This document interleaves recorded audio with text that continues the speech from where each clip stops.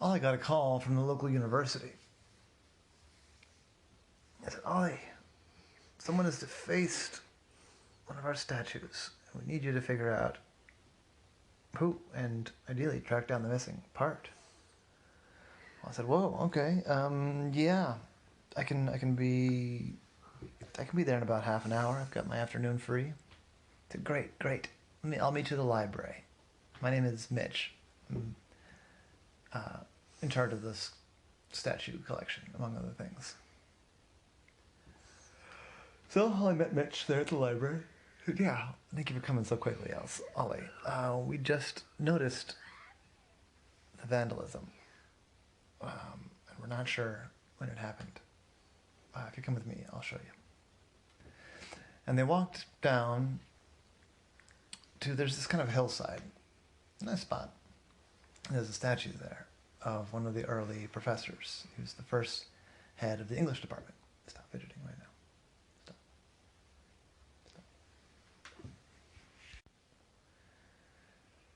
So yeah, Mitch said, yeah, so here it is, and it's a great spot, right? I mean, people come here and have picnic lunches. We have barbecues here sometimes, and it's kind of it's a cool statue, also.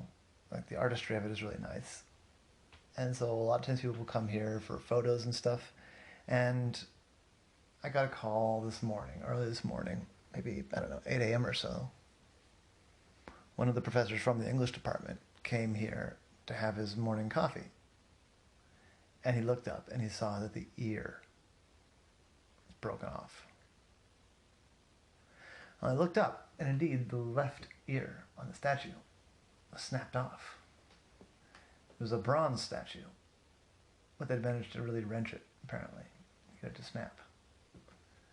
I said, huh. And you need to figure out, what are you trying to find out exactly? So, well, we'd like to know who did it, and if possible, we'd like to recover the piece, because I feel confident we can find an artist or something to repair it, but it'd be a lot easier if we had the piece. They could just kind of weld it back on, I would think. I said, well, I don't know much about bronze welding, but I can see what I can figure out. I've got a few ideas. So I took down some information about the statue, when it was made and who paid for it and all that kind of a thing, when it was installed. And he took some good photos of the sculpture as it was now. And he also got some historical information about the person that it was a statue of. And with all these things, he went home to his computer. Stop. The hair. Stop.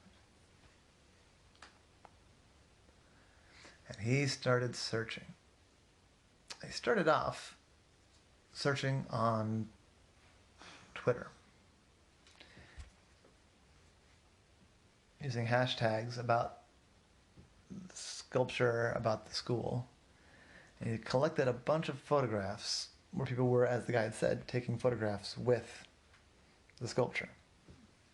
And stop, Elsa. Don't do it another time.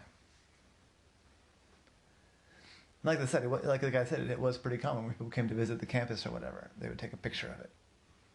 Or it was kind of a thing. And so he collected maybe 30 photographs that people had taken recently with the sculpture. And he put them in a big file together with their, who had posted it and when they'd posted it. And then he sorted that file, that spreadsheet, I should say, by the dates. And he looked very carefully. And looking at that, as carefully as he could, looked at the photos, he saw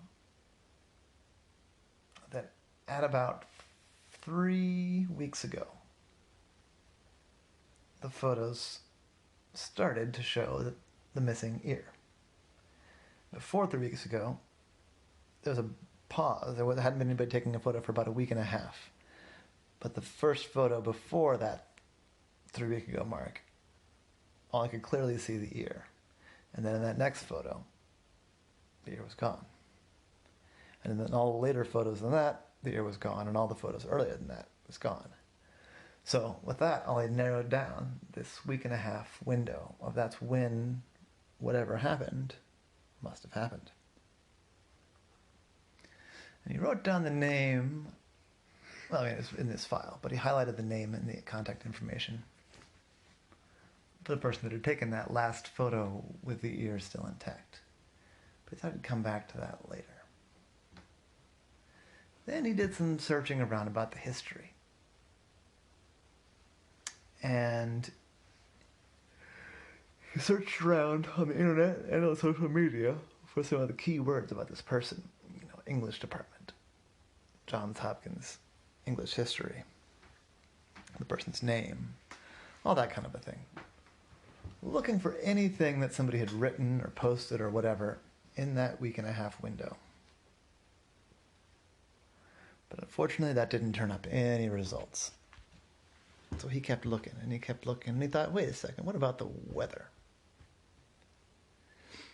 And he looked at the weather in that week and a half window, and it had been pretty normal for the fall. There'd been a rainstorm, several hot days, a couple of days that really turned pretty cold and got down to like 40 degrees at night. But nothing real ironclad. So he looked at all of his photos, and his weather patterns, and he thought, feels like something's still missing here. Well, obviously the answer of who broke it's still missing here. But what else could I be looking for? As he was flitting around on Twitter looking for it, he saw a hashtag that made him stop. It's just hashtag fail. He thought about it. He thought, just on happenstance. And he searched for climb, fail, and Hopkins. I started to look, and there wasn't much on there, but then, when he was just about to give up, he saw something. It was a grainy video.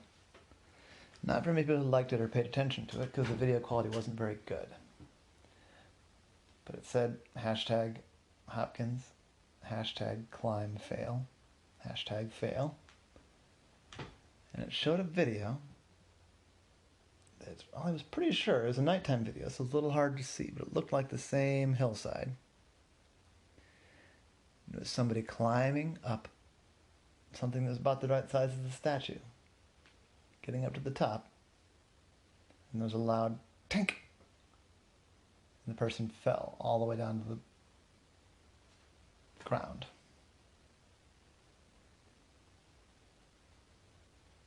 And he could see which way that they fell. Then there's a little bit, at the end of the video, there's a little bit more light, and he could see that they were facing, that it was the statue. And that it was now, that the person had fallen off of the backside of the statue. So Ollie went back over to the statue, and he started looking around. But the grass had grown over, it had been several weeks over. And he thought, And he thought about it. And then he went to the hardware store. A couple of hardware stores, until he found one that could rent him a metal detector. And he brought it back over there, and he started sweeping and looking in the grass. Looking all around. He was just about to give up when he heard the whoop, whoop, whoop, whoop, whoop, whoop. That meant he'd found something. Wasn't quite where he was expecting it. It was more back toward the center of the sculpture. But nonetheless, it was a good solid metal reading. So he started pulling the grass aside and digging into the dirt. He'd also gotten a little trowel. Just digging around in there until he found. And he heard a clink. His trowel hit something. And he pulled it up. And there it was. An ear. A bronze ear. Unmistakable. He cleaned it off as best as he could and climbed up the statue himself to see if it fit. It fit pretty well. It was a little bit bent, but it fit. So he'd recovered the ear, but there was something else I thought he might be able to do. He climbed up there, he held the ear, and he held it close to, but not quite on, the space where it was supposed to go. He took a photo with his phone. And then he sent a message to the person that had taken the first climbing video. And he said, "Hey, I know who you are. Fess up, or I'll have to turn you in." He's trying to scare the person into admitting that they had broken the ear. Having that done, he went back to Mitch, the guy in charge of the sculptures. He came into the office, and Mitch said, "Oh, Ollie, good to see you. Have you had any luck? It's been a couple days." I said, "Well, I have." And he put the ear right on the desk. Clunk. Mitch said, "You found it. You found the... How did you find the ear?" I said, "Well..." And he told about the video and the metal detector. He said, "He's been buried there? It's been there next to the statue the whole time?" I said, "Yeah, but if you look at it, look, it's kind of pointy. I bet it fell." And the guy fell and stuck right into the dirt. And then one or two people walked by and stepped on it, and it poked right into the dirt. I bet it disappeared into the dirt within a day of the incident. Probably the person that broke it off didn't even know that they'd broken off a piece. I bet they ran off. I said, man, I wish we could catch this person. You know, I don't know what we'd do exactly, but yeah. Some justice for the poor English professor. Right about then, Ollie heard a little blink on his phone. He said, "Pardon me for 1 second." He looked at it. And there was a message from the person that posted the video. He said, "No, man, don't turn me in, man. I can't afford to get in trouble again. It wasn't me. It was Clive Nelson. He's a student there at Hopkins. I don't even want to get involved. But you talked to Clive, and it was him. He was the climber. He's the guy that climbed up the statue. Just don't tell him I was involved." And I laughed. I said, "Well, Mitch, I've got a lead for you there, but I think I'm going to have to leave that one with you, because apparently the person that climbed up and broke the ear is a student here." I said, "Ugh, yeah, all right. Yeah, just give me the name, and I'll bring it to the dean of students. Hopefully I don't have to do it either. But thank you. You've recovered the ear. I'm pretty sure we can get somebody to fix it now. And old Professor Winkenhauser will be back to his former glory." And that was the case of Ollie and the ear that fell off.